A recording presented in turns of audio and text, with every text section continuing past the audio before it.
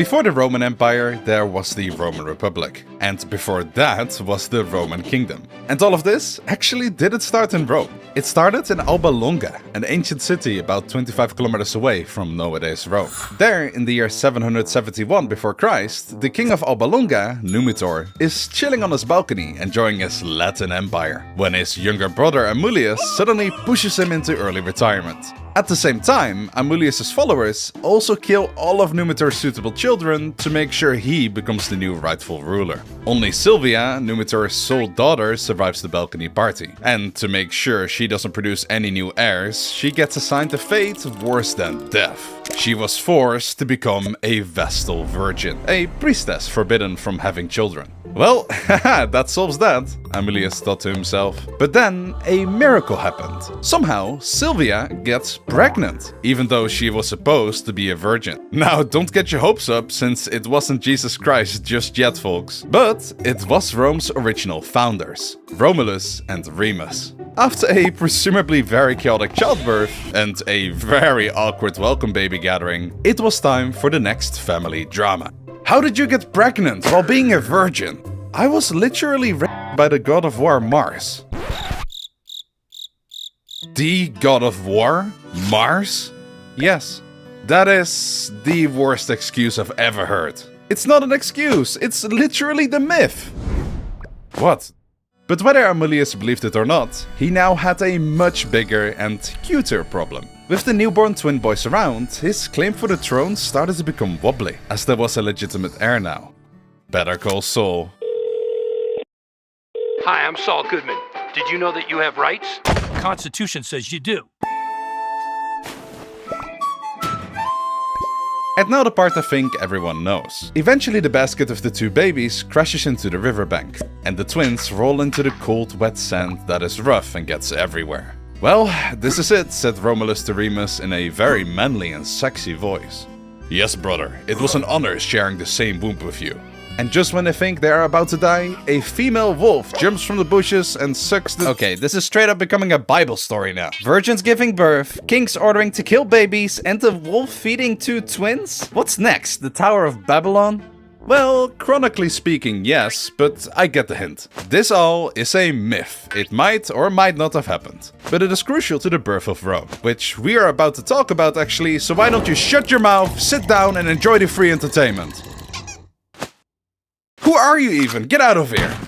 Anyway, after being raised by the wolf for an unknown time, the boys grow older and stronger. Like, absurdly strong. Living on protein-rich wolf milk apparently turns you into ancient JoJo characters. So one day, while they're out flexing in the woods and doing whatever feral demigod teenagers do, a shepherd finds them, adopts the twins, and teaches them presumably how to speak, since they were literal furries till then, and the twins grew up into two tall, muscular troublemakers. One day, Romulus and Remus get into a fight with some thugs who work for, guess who, King Amulius. And during the brawl, the twins learn the truth. They are not random forest boys, they are the lost princes of Alba Longa, the rightful heirs that Amulius tried to river delete. So naturally, the boys decide to go on a bizarre adventure. They march straight back to Alba Longa, gather the locals, shout something dramatic like, "Please become a member of the YouTube channel Historically." And together with the people of the city, they overthrow Uncle Amulius and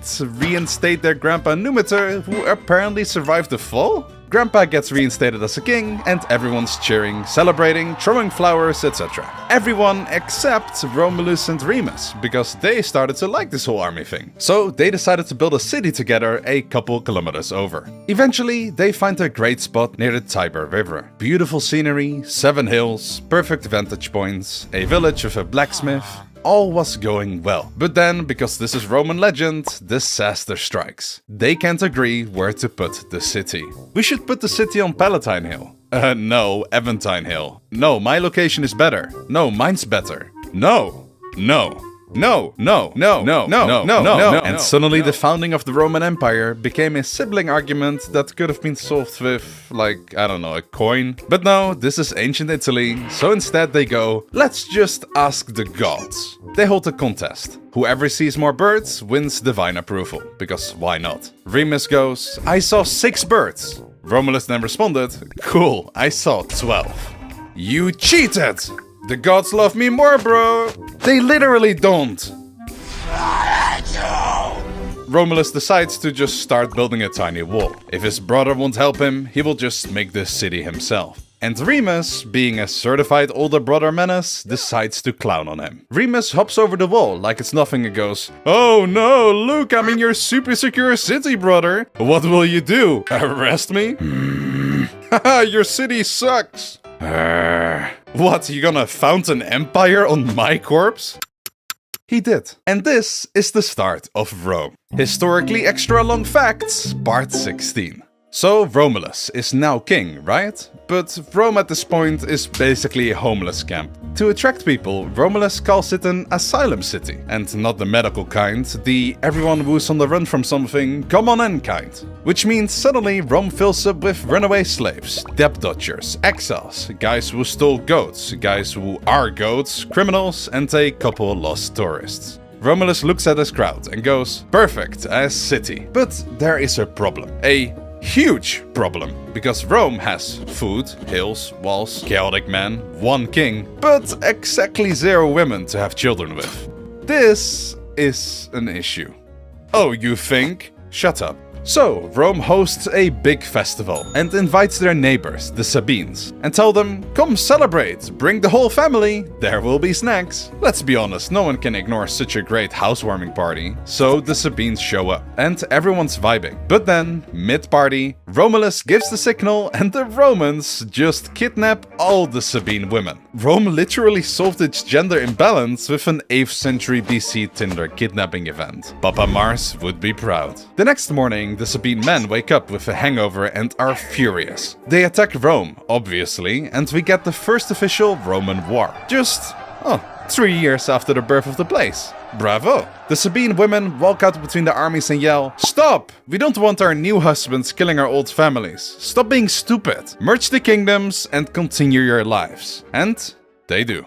Just like that, the Sabines and Romans became one people, which must have been awkward at the dinner table. From here, Rome cycles through 6 more kings. We still have over 1,000 years of Roman history to cover, so I'll just speedrun us through this. Timer, please. The first king is Romulus. He creates the Senate, did all the crazy stuff we just went over, then disappears one day in a storm. Romans say he ascended to heaven, though he probably just tripped and died. Romulus was followed by the second king, a Sabine king who creates the Roman religion, builds temples, actually does not fight anyone for a while, and dies peacefully. The third king was basically the opposite of his predecessor and decided religion is cringe and fighting is so much cooler. So he attacks and destroys Alba Longa, followed by absorbing their population. He dies because he angered a god, supposedly. So the fourth king, a half Sabine, half Roman person, takes power, brings back religion, yet expands Rome forcefully. He also starts paving the way for his followers by building prisons, ports, and bridges. The next king kept the spirit going and constructed the massive sewer system we still applaud Rome for to this day, and becomes insanely powerful, so he gets assassinated by his political opponents. And so did his successor, who was abusing his power left and right.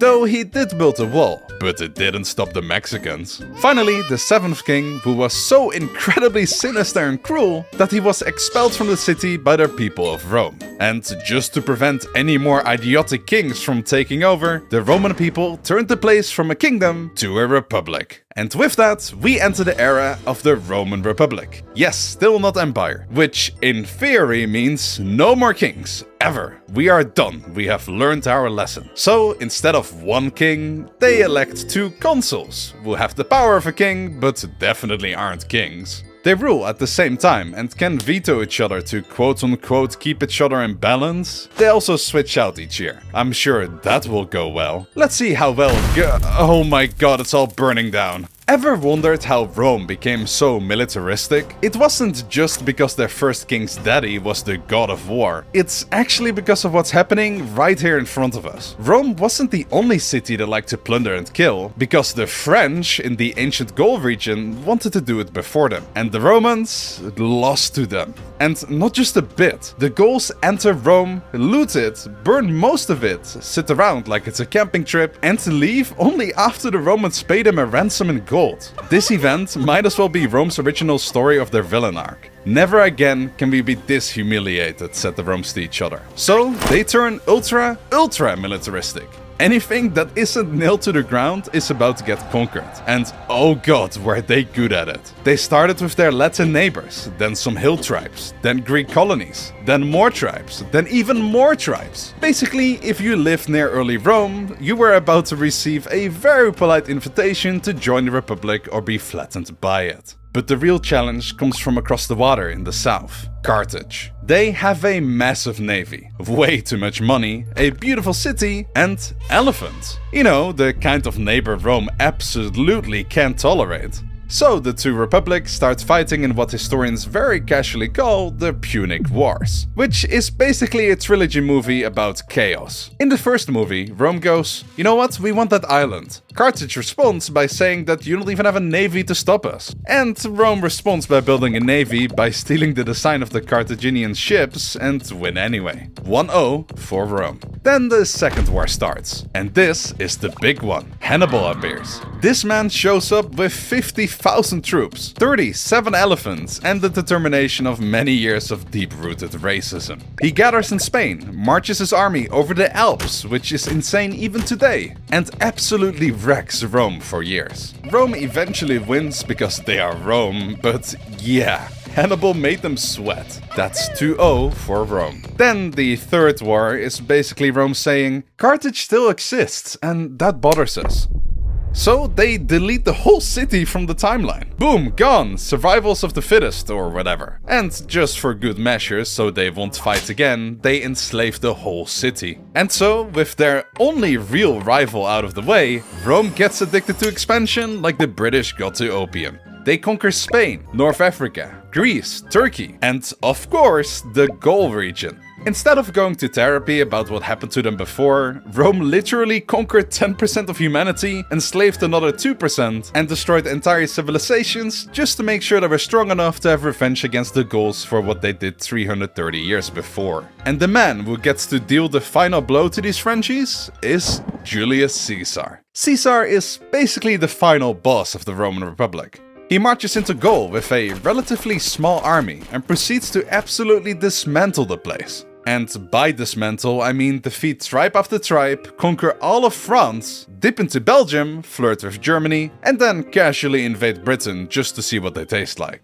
He comes back to Rome so powerful that the Senate becomes afraid of him. So they order him to come to Rome alone and to leave his army behind. He naturally refuses and starts marching to the capital anyway. The Senate panics and flee as Caesar enters the city with little to no resistance. But that doesn't mean Rome was his just yet. He still had to defeat the disputed leader and his allies before he can legally become, I don't know, the first dictator Rome has seen in 500 years?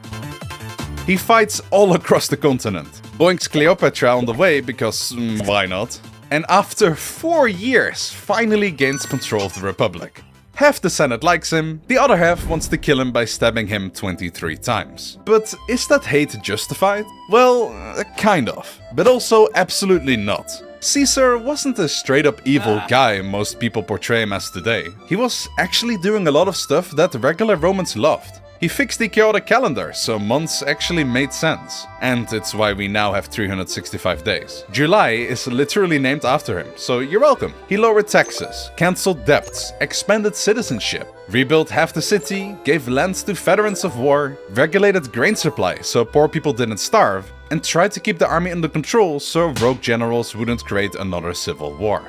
But, and this is the but, the Senate couldn't ignore. Caesar was also absorbing every political office he possibly could. A dictator? Yep. Consul? Sure. Pontifex Maximus, aka the head priest? Why not? Basically, the man was collecting powers like they were Pokemon cards. And the Senate, who spent 500 years being paranoid about kings, looked at this and went, oh god, he's becoming a king! So they decide to save the Republic by doing the most Republic-destroying thing possible. They murder him in the middle of a Senate meeting. And this might have been the dumbest thing they could have possibly done. Because, tiny problem, everyone liked Caesar except the senators. The liberators walk out of the Senate like, we did it guys, we saved the Republic. While the Roman people are more like, you killed the guy who lowered our taxes and gave us free grain?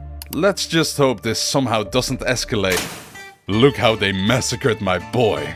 This is Mark Antony, Caesar's bestie, who is apparently really upset that his friend is dead. But don't let it fool you, in reality, he really just enjoys power, and is about to usurp that power all to himself. Not on my watch, says Octavius, the adopted 18-year-old grandnephew of Caesar. Octavius might look like an adorable baby boy, but in reality he is a cunning war criminal. Mark Antony, Octavius, and some random other guy that doesn't matter become the new united leaders of Rome. But in reality, it's more like Mark Antony and Octavius trying to become the sole leader.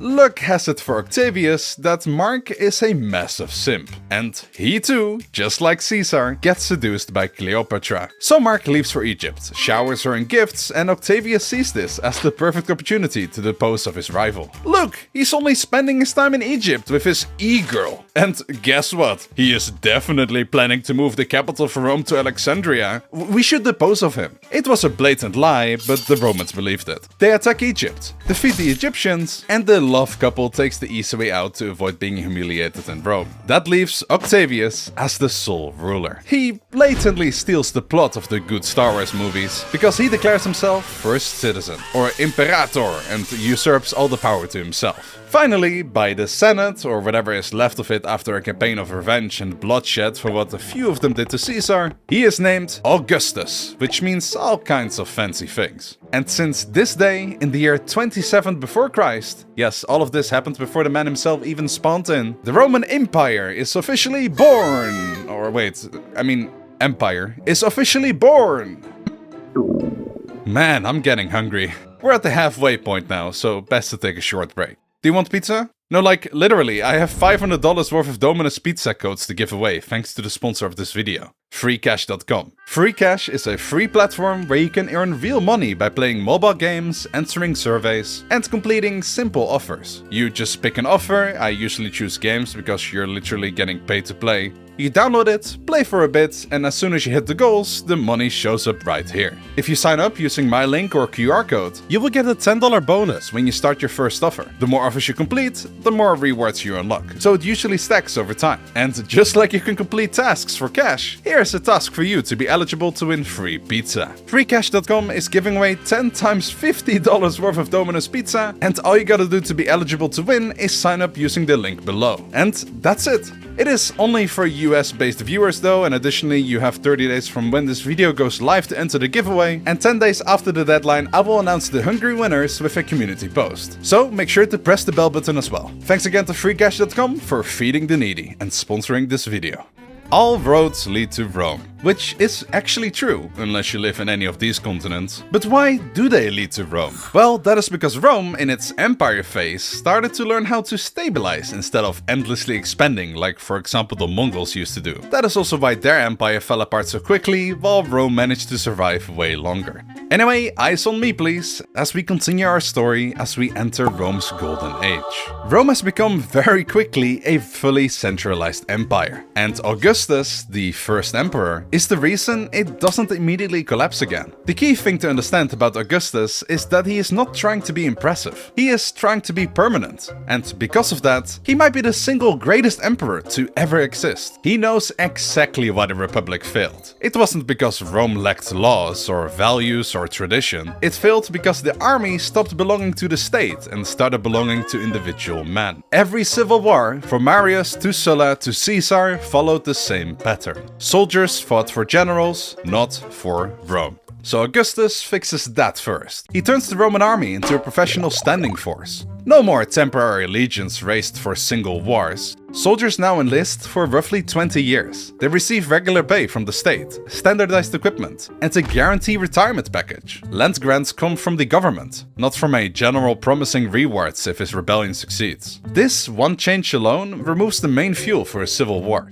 Augustus also limits how much military power any single governor can control. Provinces with large armies are separated from provinces with large wealth. No one gets both. Generals are rotated, commands are time limited, and loyalty flows upwards. not sideways. Rome now maintains around 25 to 30 legions, roughly 150,000 professional Roman soldiers, backed by at least as many auxiliary troops, permanently stationed across the empire. This is expensive, but it gives Rome something it never really had before: a standby response unit. On top of that, Augustus changes Roman war strategy. Instead of endless expansion, Rome now focuses on securing the borders. Spain is fully pacified after decades of resistance. The Alps are conquered to eliminate raiding routes into Italy. In the Balkans, rebellions are crushed and the Danube becomes a hardened frontier. In the east, Augustus avoids full-scale war with Parthia. He uses diplomacy and pressure to recover Roman standards lost in earlier defeats. He presents this as victory to the public, even though no major war was fought. It shows how the emperor really tries to keep the empire alive.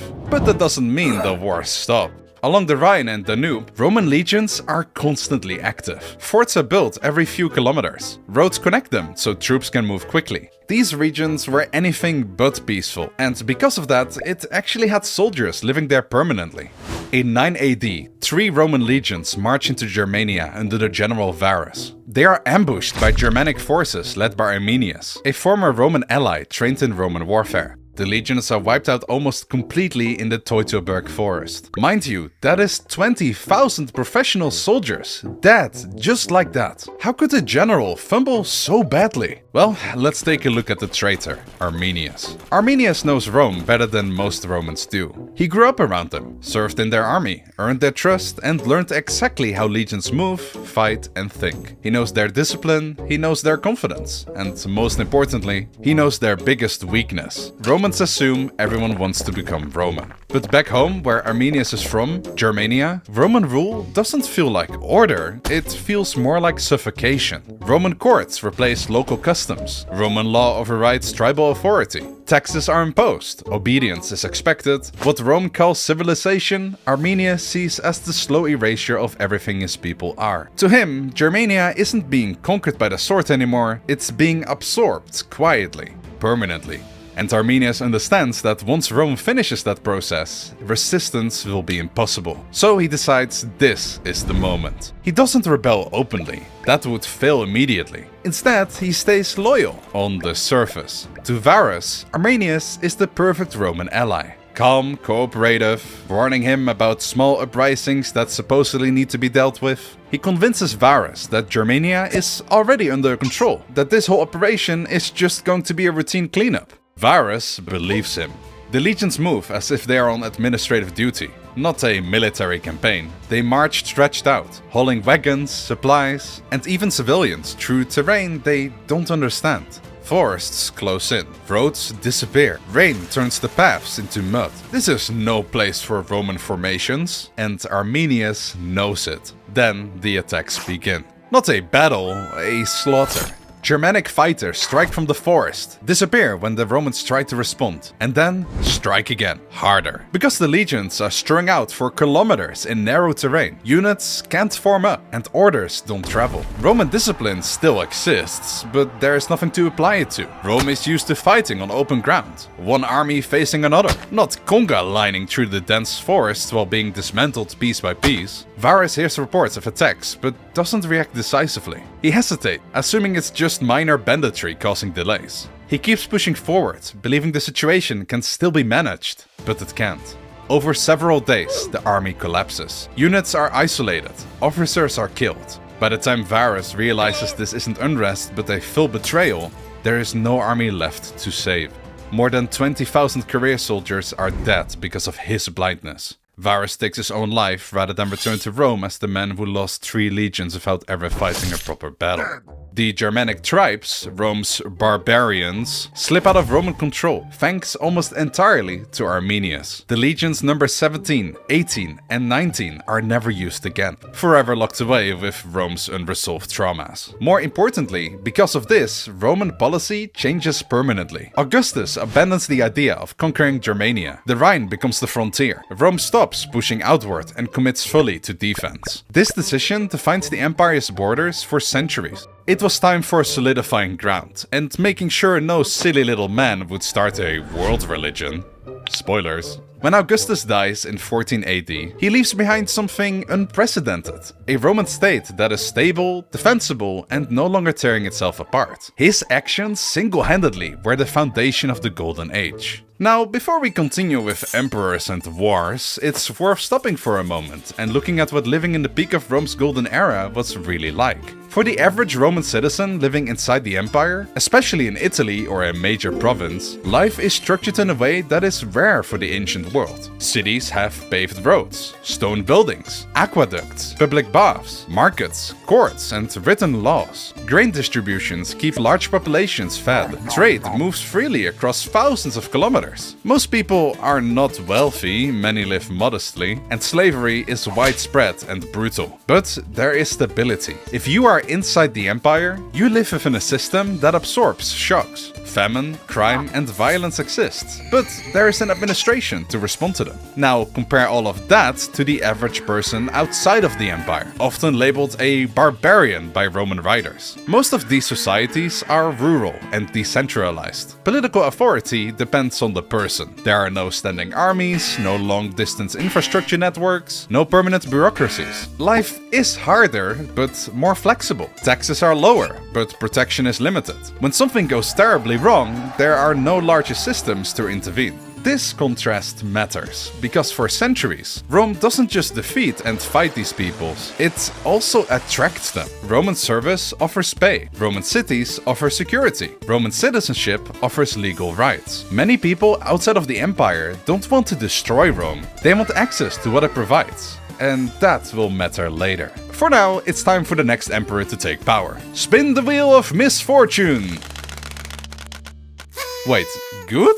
Oh, this thing is definitely rigged. Meet the adopted son of Augustus, Emperor Tiberius. He's a capable guy, an experienced guy, but most interestingly, an extremely introverted guy who is deeply suspicious of literally everyone and hates being in public. From the day he took the role as emperor, which he essentially got forced into by Augustus, he didn't do anything too radical. He simply kept himself secluded, to the point he abandons living in Rome and moves to the island of Capri, where he reigned the empire from there. That was a little bit of a mistake, since there was no one in Rome anymore to enforce orders directly, though it did come in handy for the Praetorian Guard, who were originally created by Augustus as an elite protective unit. These soldiers are heavily armed, permanently stationed in Rome, and loyal not to the state, but to the emperor personally. Problem is, with Emperor Tiberius living on an island, the Praetorian Guard commander becomes one of the most powerful men in the city. He controls access to the emperor, filters information, and increasingly influences decisions. Behind the curtains of Rome, power is no longer flowing through institutions, and the Senate is always seen as a joke. The never-ending corruption has begun. Meanwhile, in the far province of Judea, a local religious figure named Jesus of Nazareth is arrested by local authorities and handed over to the Roman administration. He is executed for causing unrest and refusing to acknowledge Roman authority in the way expected of him. The execution is routine and crucifixion is standard Roman punishment. As far as the empire is concerned, this all is a minor provincial matter, barely even worth recording, and Rome moves on. When Emperor Tiberius eventually dies in 37 AD, the balance of power inside Rome was already distorted. The Praetorian Guard actively starts playing a key role in ensuring the next emperor supports their wishes and desires.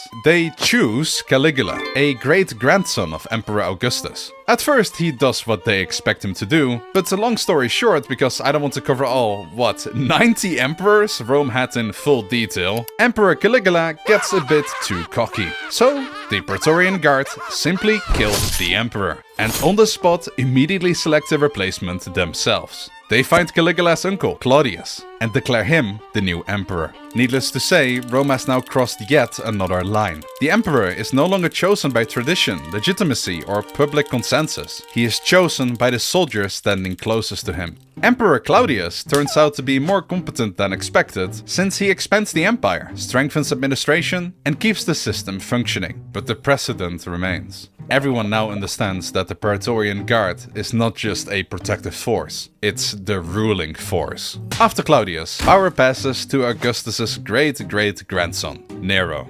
Nero is obsessed with personal image and is careless about his power. He's basically the complete opposite of the legendary first emperor. He caused rebellions, a financial collapse, and half of Rome burned down during his reign. The Senate and the army lose confidence in him, and those who actually matter if they support you or not, the Praetorian Guard, ended up also giving up their support. Which basically means your time is up. Nero flees Rome, and as it's clear he's going to get arrested and executed, he takes his own life. And with Nero's passing in the year 68, we not only end the Julius Caesar dynasty reign, but also end in the very chaotic year of 69. Very nice. Also known as the Year of the Four Emperors. 4 men claim and sit on the throne in a single year. Not because they are great leaders, but because different armies across the empire back different candidates. One emperor gets murdered, another one gets overthrown, another rules for a few months. Civil war breaks out across the entire empire. Legions that were supposed to defend borders are now actively marching on each other. Eventually, one man wins, Vespasian. Not because he is charismatic, not because he is loved, but because he has the strongest army. He restores order, mostly by force, and hands the empire to his sons afterwards. So yay, Rome survives. But now everyone yet again knows the truth about emperor legitimacy. Because if you control the army, you control Rome, no matter how bad of a leader you are. Naturally, for the next century, emperors rise and drop dead like flies every other week. It is extremely chaotic, and not that interesting because it just comes down to this emperor bad. He gets killed. This emperor a bit better, but the Praetorian Guard don't like him, so he is also killed, etc, etc, etc. So just to summarize the next century, here are a couple highlights. In the year 117, under Emperor Trajan, the Roman Empire reaches its historical peak, with the capture of what is nowadays Romania, Jordan and Armenia. In 193 AD, the Praetorian Guard, who are yes still in power even 200 years later, literally sell the title of emperor to the highest bidder. Emperor Julianus ended up reigning for just 66 days until he got executed in the palace by another general, aka the next emperor. And in the beginning of the 3rd century, Christianity started to spread like crazy. And that was annoying for the Roman elite. Christians refused to worship Roman gods and instead worshipped, well, the Christian god. But that wasn't the only crisis they faced. The whole 3rd century was hell for the Roman Empire. Emperors went from switching monthly to weekly, and most die violently. The empire nearly fractures into separate states. Germanic invasions hit the west, while Persian armies press from the east. Meanwhile, massive plagues tear through cities, and hyperinflation destroys the economy. Sounds like 2020 all over again. I can't make it clear enough. It was a chaotic mess. And eventually, one emperor accepts the obvious. The empire is just too big, too unstable, too complex to be ruled the old way. So he makes a radical change. He chops the empire into pieces. He creates the Tetrarchy, the rule of 4. 2 senior emperors, 2 juniors. And on top of that, emperors now live in border cities to be close to the action. And Rome literally gets abandoned just like that. It's still there, but the power of the empire is now at the front, among 4 of them. After that genius emperor retires to grow cabbages, yes he really did, the rule of 4 turns into a battle royale. Who would have guessed? The winner is Constantine. He somehow reunites the empire, but he doesn't move back into the old Roman office. He's seen the future, and the future was in the east. In 330 AD, he built Constantinople. It's built on a massive choke point between Europe and Asia. It's richer than Rome, easier to defend, and crucially, it's built as a Christian city. No more old school pagan garbage. Christianity is now the legalized new cool thing. Though the empire is whole, in reality, the split into east and west had already settled in. All the rich and intellectual people followed the emperor to the Greek-speaking world, while in Rome, the Latin-speaking folks were left behind as a ghost province. And I know this is a bit of a hot take, but at this point, the Byzantine Empire is real. Some people like to call it the Western Roman Empire and the Eastern Empire, but that's lame. They don't even speak Latin like the Westerners, or live anywhere close to Rome, you know, the Roman Empire. The Eastern Roman part of the empire, at this point in history, evolved in the Byzantine Empire. And that is a hill I'm willing to die on, you can sue me in the comment section. Anyway, if you don't think that is when the Byzantine Empire started, this moment might have, because the split between East and West became finalized when an emperor who died in 395 AD split his empire between his two sons. Classic mistake. And both administrations immediately ceased working together. Rome is officially no longer Rome. By the early 5th century, the non-Byzantine, aka Western Roman Empire, is laughably weak and often ruled by foreign kings. It was time to put it out of its misery. It was time for the final blow. And yeah, if you're watching this video with your political uncle who has no filter, you might want to click off now, because he is most likely going to quote what happens now each Thanksgiving dinner till there is no tomorrow. You ready? The blow that ended the Roman Empire once and for all was uncontrolled immigration. Oh my god! Introducing the last villains for today. The Huns. They exploded out of the Eurasian steppe in the late 4th century, and they were so dangerous that they single-handedly caused mass migrations towards Europe. When the Huns smash into the Goths north of the Danube, the Goths very intellectually decide to not stand still and die, so they run. And where do they run? Across the Roman border. Tens of thousands of Goths show up at the Danube asking for asylum. Rome lets them in. On paper, this is manageable, but in reality, corrupt Roman officials starve and exploit them so badly that the Goths revolt. As a direct result, 2 years later, a Roman army is destroyed and the emperor is killed on the battlefield by the hands of them. That moment is important because after the events of Adrianople, everyone learned something Rome never wanted to teach. If you bring a whole nation into your borders and you can't control them, you are not integrating them, you are just importing your future civil war. So the Western Roman Empire starts doing what it will keep doing until it dies. Making deals with armed groups it can't defeat. Here's some land, please just stop burning us. It calms them for a bit, but greed can never be satisfied. And no, it doesn't stop with the Goths. Once the border breaks psychologically, the chain reaction begins. More groups move. Some are fleeing the Huns, some are just following opportunity. The Vandals go on a rampage across the west and eventually take North Africa, which is catastrophic. Because North Africa is where the West gets grain and money. Lose Africa, lose taxes. Lose taxes, lose soldiers. Lose soldiers? Yeah, good luck. In 410, the Visigoths return from last video and sack Rome. Not because Rome is militarily important, but because it's really funny. Then once the Huns are defeated, Rome the city gets sacked again in 455 because why not? And by 476, when the last Roman emperor, Romulus Augustulus, who has literally the most ironic name for this moment, since he is both named Romulus, the name of the founder of Rome, and Augustulus, named after the first emperor. Anyway, yeah, he basically got politely asked by his Germanic commander to stop being emperor, and then the Roman Empire is dead.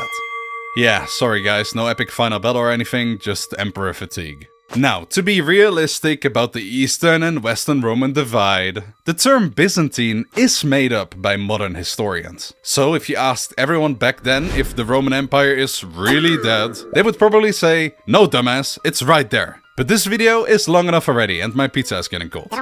If you really want to know what happened to them, the Eastern Roman Byzantines survived for a whopping 1,000 additional years, and fought like crazy to survive. They slowly lost more and more territory to Persians, Arabs, Crusaders, and finally to the fearsome Ottomans, till only the city of Constantinople remained.